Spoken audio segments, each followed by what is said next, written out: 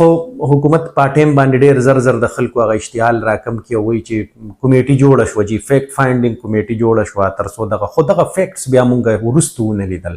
دا زمونږ د ملک المیه ده چې په دې کې بیا مونږ هر سړی به خپل پیټي بند بای بچ کوي او مونږ چرته دا ونه لیدل چې ګنې په دې واقعه کې په دې کوتاهۍ باندې فلانې کس د نوکرۍ نه لرې کړی شو. د نوکرۍ نه لرې کېدل چې کوم دی دا زمونږ په ملک کې نشته. بس ماشومانو راله یو حادثه وه وشوله د بلې حادثې پورې به بیا نه څوک د دې فیکټ فایندینګ کمیټۍ د ریپورټ څه پته وکړي نه د چا سره دومره ټایم شته دی په دې ملک کې چې هغه تپوس وکړي.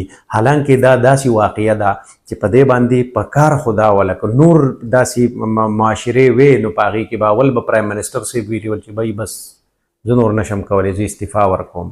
بیا به وزیر صحت صاحب ویلي ول چې زه نور استعفا ورکوم. بیا به ایون دا چې لکه دا ریسکیو اپریشن 2 غنټې لیټ شروع شو وزیر داخله به بیا ویلي ول چې صاحب زه نور نشم کولی بس جی ما استعفا ورکړه. د دغه 14 یا د 15 ماشومانو د ژوند چې کوم دی نو دغه ذمهواري په ما هم پرېوځي. خو زموږ ملک ته په هغې کې دا څیزونه نشته دی. بیا تاسو دغې تیاری ته وګورئ چې دا یو کلیپ دی چې یعنی زمونږ د ریسکیو والا سره دغه سیړی هم پوره نشته. ناسیړی هم تر د سهده پورې رسېدلي د هغې نه بعد بیا خلک یو بل له لاسونه ورکوي او په هغې باندې ریسکیو عمله چې کوم دی نو هغه دننه ورځي.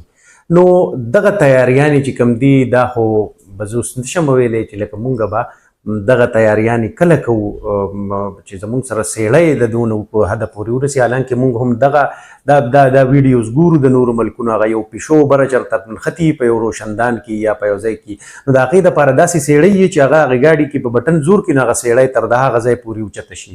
او زمونږ دا دی چې انسانان سکروټه کېږي هغه ځای کې اور بل دی او بیا زمونږ سیړی د نیمې پورې ورسي او د هغې نه خوا به بیا ته یو بل له لاسونه ورکړې او دغه به ورکړې.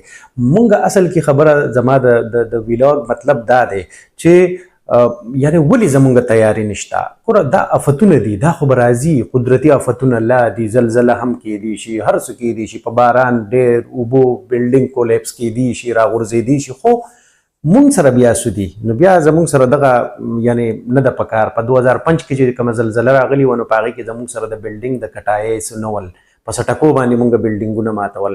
نو دغې دپاره بیا دغه تیاری چې کوم دي نو دا وي ادارې ډېرې دي NDMA او PDMA او دا دي او هغه دي خو یعنې بندوبست بیا زمونږ دغه چې 2 غنټې بعد لیټ مونږ ریسپانس ورکو چې بیا لاړ شو نو اوزار هم پوره نه